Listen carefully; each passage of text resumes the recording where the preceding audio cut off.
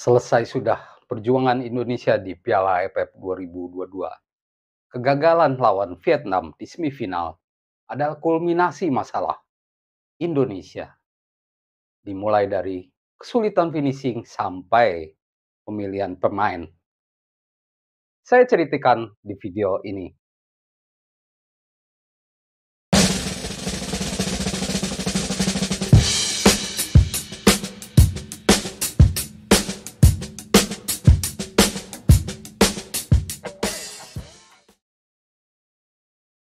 Halo teman-teman, jumpa lagi dengan saya, Depri Saipullah. Selesai sudah perjuangan kita di Piala AFF 2022.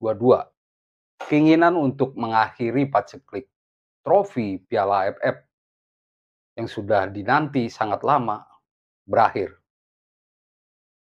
Indonesia kalah 0-2 dari Vietnam lewat 2 gol dari Nguyen Tien Linh. 2 gol cepat yang meruntuhkan timnas Indonesia di pertandingan malam ini ya. Senin malam 9 Januari 2023. Teman-teman, kita harus melihat bahwa Indonesia masuk atau main di Piala AFF ini dengan banyak masalah atau banyak kekurangan yang terlihat. Meski tampil cukup meyakinkan, bisa tampil sampai semifinal, tapi ada beberapa masalah mencuat di timnas Indonesia. Kita melihat bahwa Sintayong banyak melakukan eksperimen gonta-ganti pemain, gonta-ganti formasi, tapi itu semua tidak memecahkan masalah utama, yaitu penyelesaian akhir. Dan di laga semifinal melawan Vietnam, semua itu terlihat jelas. Masalah-masalah itu terlihat jelas. Saat menghadapi lawan yang kuat secara pertahanan, Indonesia tampak sangat bingung untuk menembus pertahanan lawan. Kita urai sedikit pertandingan melawan Vietnam ya tadi. Indonesia tampil sangat buruk di leg kedua ini.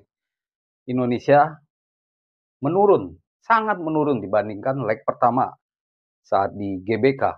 Berdasarkan statistik, Indonesia tidak mampu melepas tembakan ke arah gawang satu kali pun.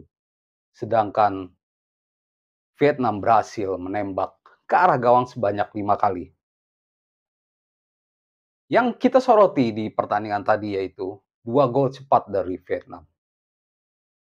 Pak Hang Seo sepertinya memang udah punya kuncian. Seperti apa strategi yang harus dilakukannya melawan Indonesia. 2 kali Do Hung Dung melepas umpan terukur untuk Nguyen Tien Linh yang membuat Indonesia tertinggal. Pertama di menit ketiga dia melepas umpan jarak jauh. Nguyen Tien Linh tak terjaga, dan untuk kali ini saya menyoroti Jordi Amat terlambat. 2 gol Indonesia.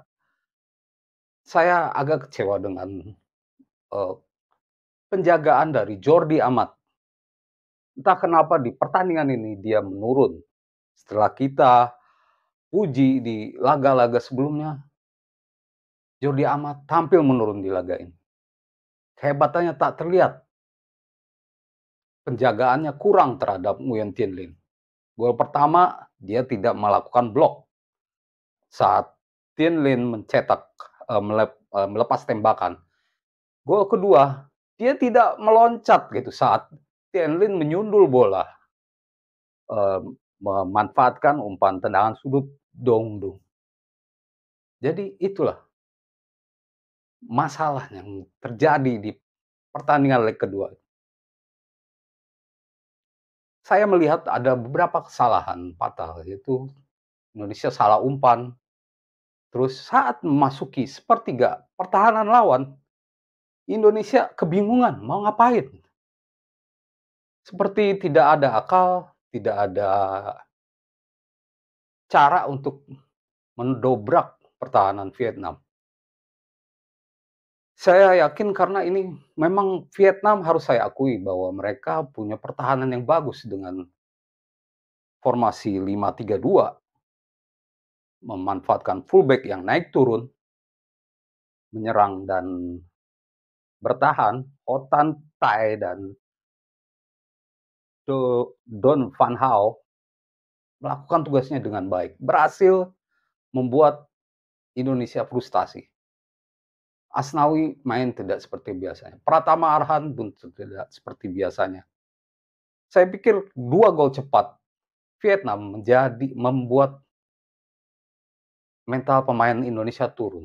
Tapi yang saya soroti, eee, harusnya ada cara, timnas Indonesia mendobrak pertahanan lawan. Saya tidak melihat mengapa Indonesia tidak menampilkan permainan seperti lawan Thailand. Oke lah, pertahanan Vietnam lebih bagus, tapi saat lawan Thailand, pertahanan Indonesia bagus dan bisa melakukan serangan balik cepat. Harusnya itu dilakukan gitu di pertandingan melawan Vietnam.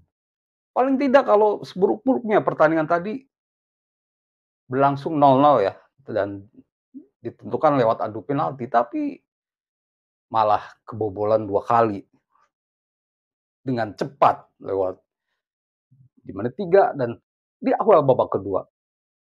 Saya awalnya berharap Indonesia bisa recover untuk mengejar gol, tapi Indonesia tidak bisa menyamakan skor karena inilah puncak dari masalah Indonesia, yaitu tidak bisa menyelesaikan, memanfaatkan peluang. Penyelesaian akhir tidak ada. Kalau dirunut ke belakang, Indonesia memang menurun dibandingkan 2000 Piala AFF 2020 yang main 2021 ya. Saat meski kalah di final, Indonesia bisa tembus final. Permainan Indonesia luar biasa, bisa mengalahkan Malaysia 4-1, bisa mengalahkan Singapura di semifinal lewat sebuah pertandingan yang menegangkan hingga extra time. Saat itu pertahanan bagus dan pergerakan cepat pemain begitu bagus. Entahlah, saya melihat mengapa STY tidak bisa mengulang apa yang dilakukan tahun lalu. Mungkin ada beberapa pertimbangan, mungkin karena masalah pemain yang dipilih. Dan ini terkait pemain, saya melihat bahwa ada beberapa pemain yang mungkin harusnya tidak ada di dalam tim ini ya. Seharusnya STY bisa melihat lagi striker lebih baik. Spaso diharapkan bisa menjadi solusi Indonesia, tapi dia tidak dimainkan, dia tidak dimaksimalkan. Di laga terakhir pun dia karena terpaksa dimainkan. Jadi memang kekalahan, kegagalan di Piala AFF, kekalahan lawan Vietnam adalah puncak dari masalah Indonesia. Sekarang kita hanya bisa berharap bahwa STY bisa memperbaiki kesalahan-kesalahannya di Piala AFF. Dia bisa mengevaluasi mumpung waktu cukup banyak karena Indonesia akan main di Piala Asia 2023 ya. Sekitar Maret ya. Ada waktu untuk melakukan perbaikan, ada waktu untuk mencari lagi pemain bagus untuk timnas Indonesia. Saya berharap Indonesia bisa seperti sebelumnya, tapi, eee, tentu semuanya tergantung PSSI juga.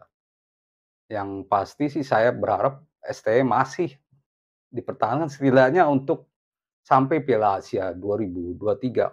Meskipun lebih berat ya, bisa lolos fase grup aja luar biasa karena Indonesia satu grup dengan Suriah, Irak, yang tentunya bukan lawan mudah untuk Indonesia. Demikian teman-teman ulasan saya soal kegagalan timnas Indonesia di Piala AFF kali ini. Dan tentu beri komentar di bawah Apa komentar teman-teman soal kegagalan tadi? Ini hanya opini saya dan tentunya teman-teman punya opini juga. Terima kasih dan salam olahraga.